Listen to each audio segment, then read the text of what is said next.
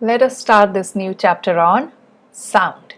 We have already done waves, light, and now we are on sound. So all these chapters are interrelated. Waves already done, light already done. All these three chapters are interrelated.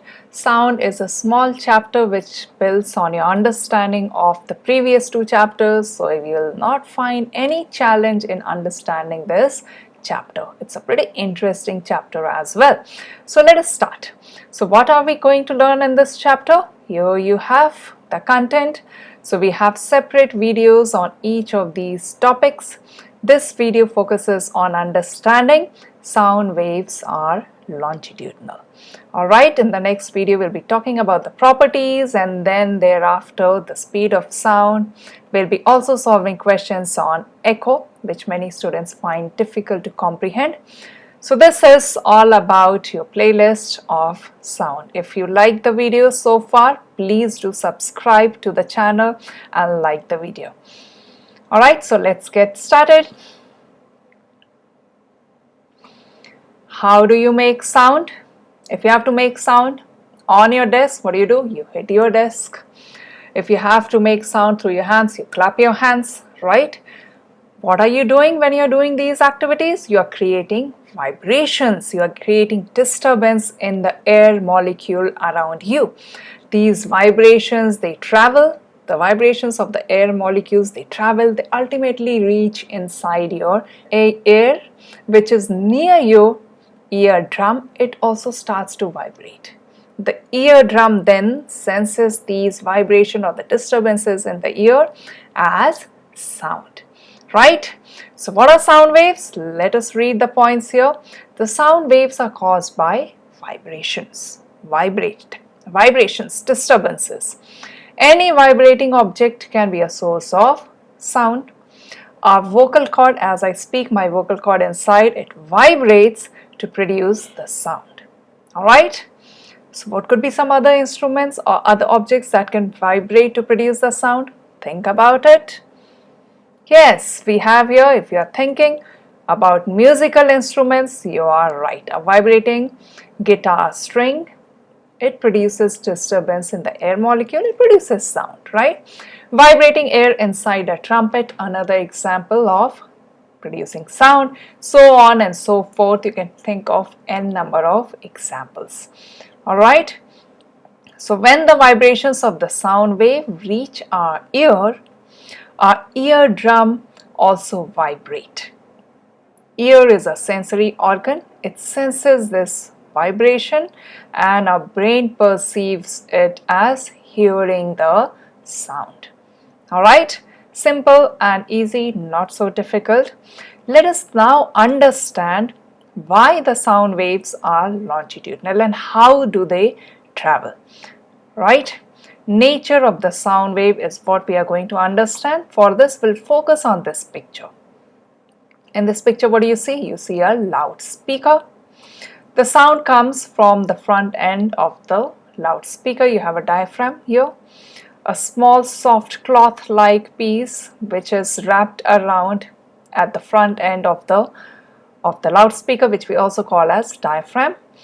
So as the surface vibrates, which surface are they talking about? Look at the pointer, this front surface they are talking about. It vibrates, it moves in and out. As the surface vibrates, it moves forward then backward repeatedly. Let us understand. Let me draw it here and show it to you. This particular surface, it comes forward like this and then it moves backward. It is vibrating all the time. Inside, outside, it is vibrating. It is vibrating all the time to produce the sound. Each time it moves forward into the surrounding air. So let us focus on what happens when it moves forward. So each time the diaphragm moves forward, say that the diaphragm has come forward, it sends compression wave through the surrounding air as a result of what? Pushing the nearby air molecules forward.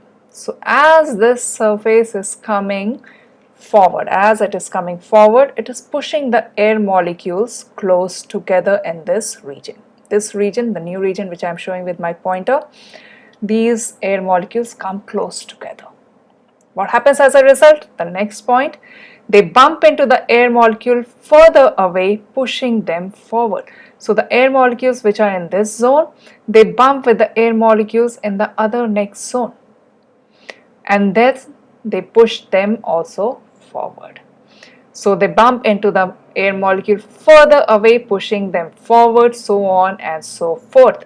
So the compression piece that you see here, lot of air molecules that you see here, this particular compression zone, it produces a compression next to it, and so on and so forth. This compression, this set of compression, it starts traveling, it starts moving. The compression wave has been created because this diaphragm has come out, and this compression creates compression next to it, which creates compression next to it, because the molecules are colliding with every next set of molecules, and therefore this compression starts moving.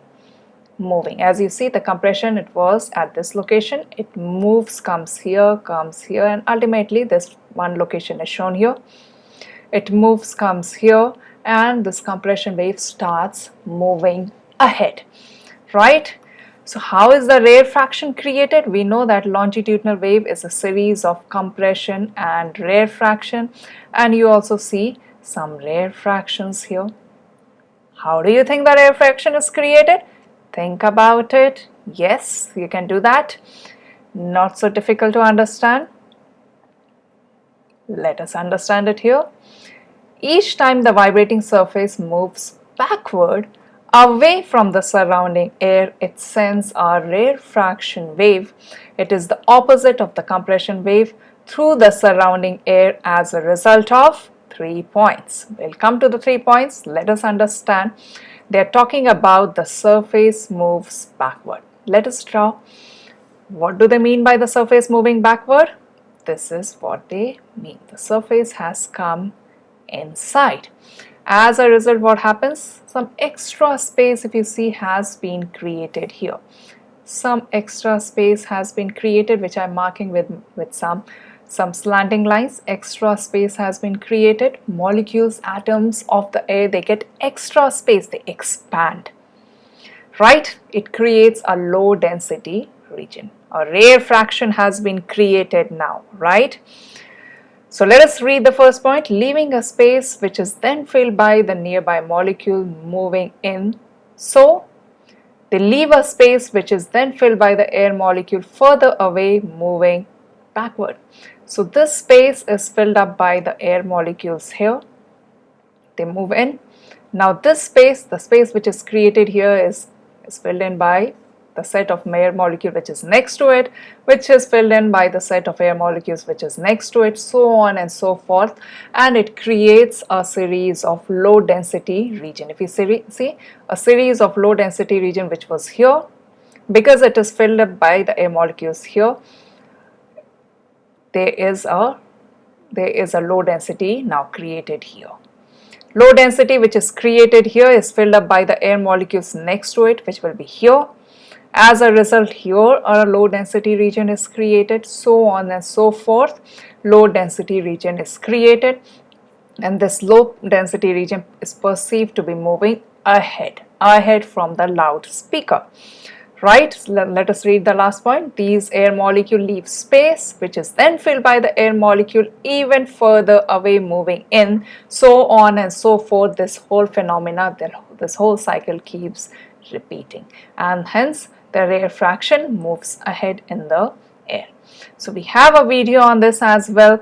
There is a link attached after this video which you can refer to. The animation of it, how the air molecules create a series of compression and rarefaction. When you look at the pictorial representation of it, it will make complete sense to you.